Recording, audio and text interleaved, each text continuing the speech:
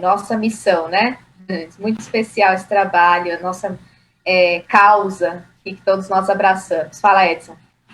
Eu queria dizer que existem estudos não espíritas, né, e não religiosos e científicos sobre essa questão da depressão, que é essa alteração química no cérebro que a gente está falando, né?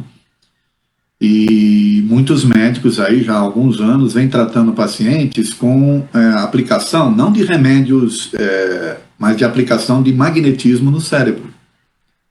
Aparelhos, inclusive, que fazem esse tipo e com resultados interessantes. Sim. Então você percebe que existe aí um certo estudo que a gente tem que entender aí e somar tudo, na verdade, né? Porque também não pode dizer que só que é alteração química.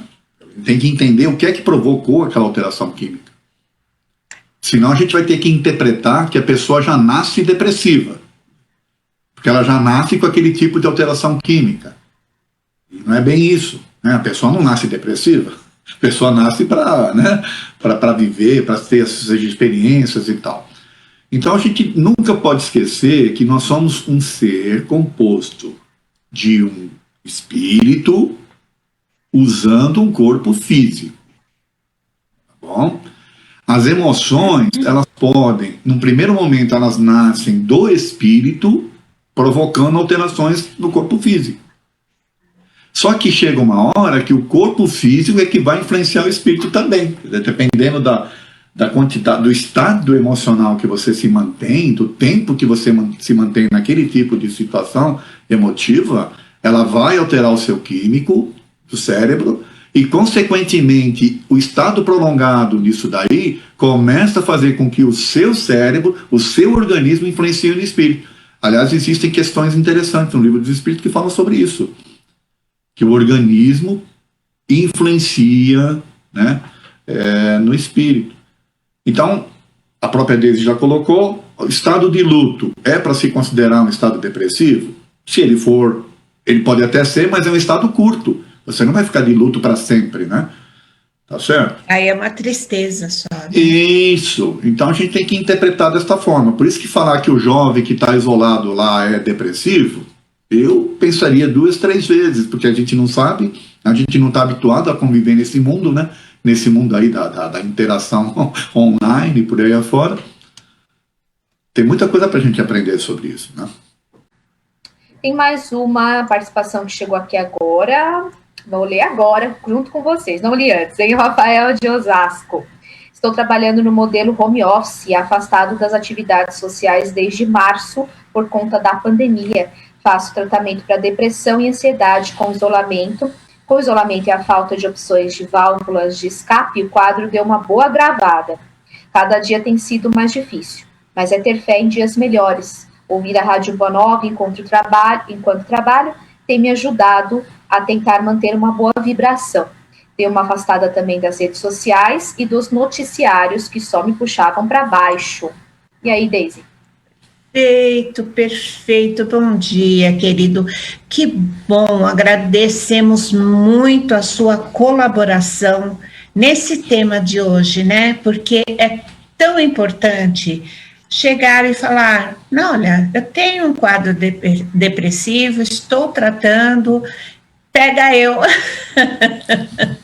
Porque não é nada demais, realmente são coisas que acontecem conosco, nosso organismo reage de determinada forma, ninguém tem o organismo igualzinho ao outro, ninguém tem o espírito igual.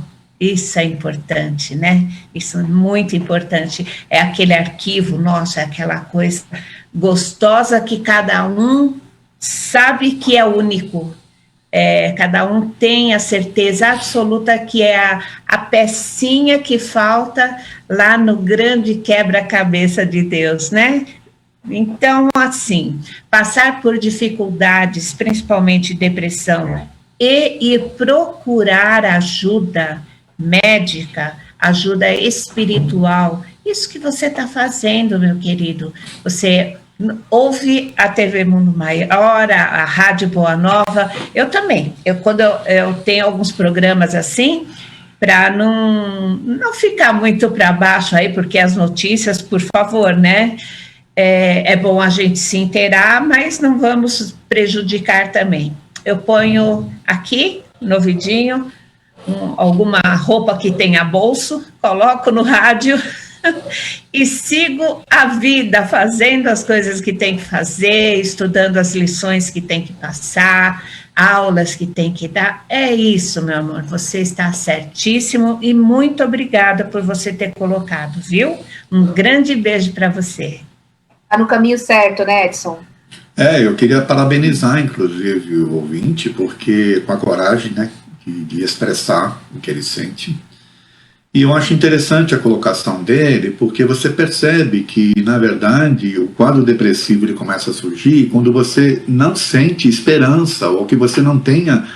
Às vezes você se sente meio que fora do contexto em relação ao mundo. E o jovem sofre muito isso, porque é uma fase em que ele vai ter que decidir o que ele vai ser, o que ele espera do mundo. Há uma cobrança muito grande da sociedade em relação ao jovem, essa sociedade maluca que está aí, que provoca até conflitos. Você tem que vencer, você tem que ser, você tem que ter. Vencer, ser, ter. Quer dizer, você tem que, né, conquistar coisas, você tem que ter, olha, você tem que ser diferente. Cargo.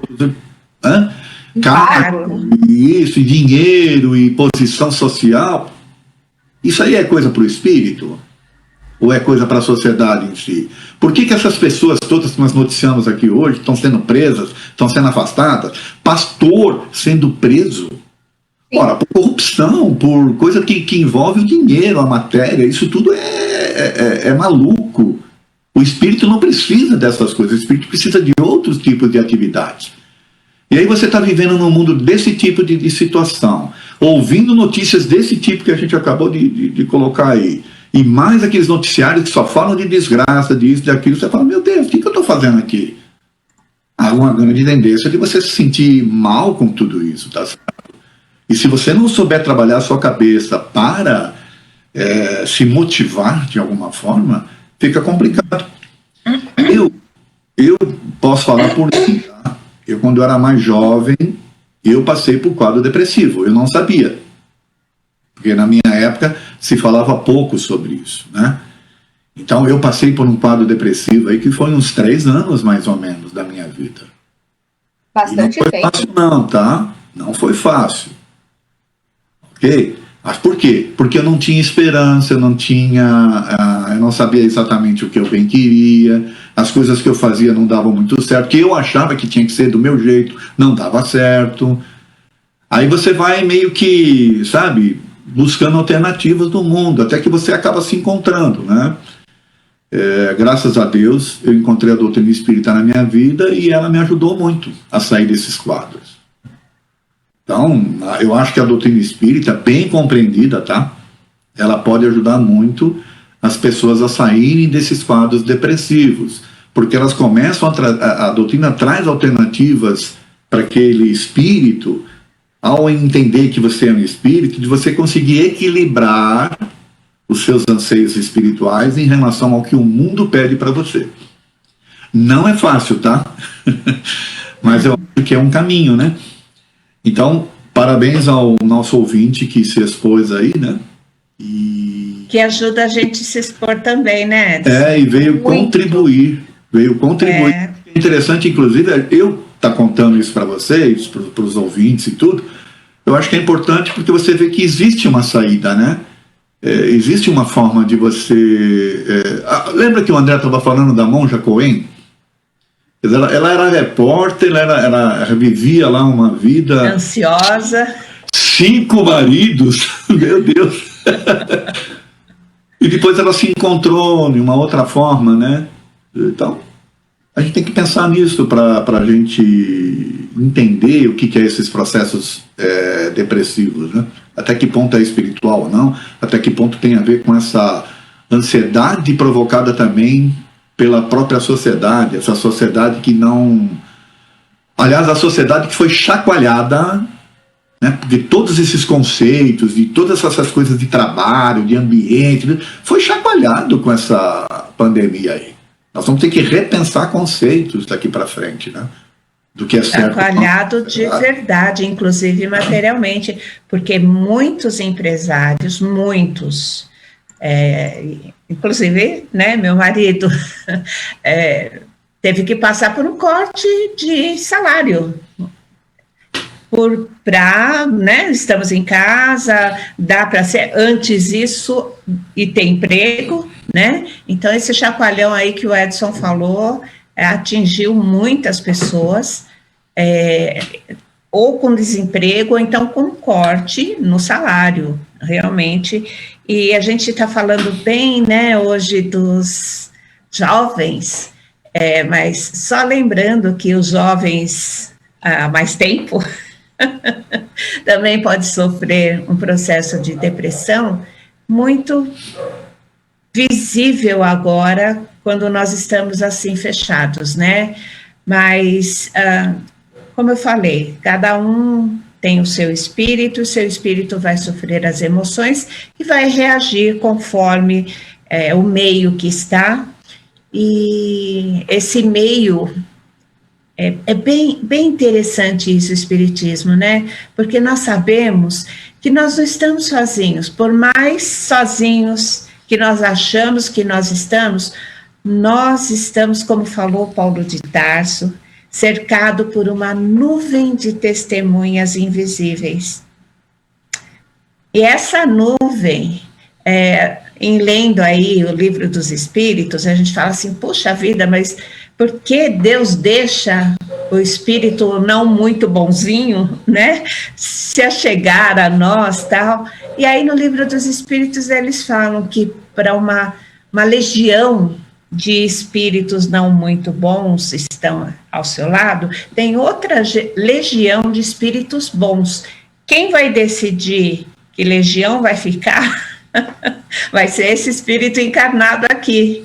Cada um de nós temos lá a nossa opção de seguir qual legião que nós quisermos, né?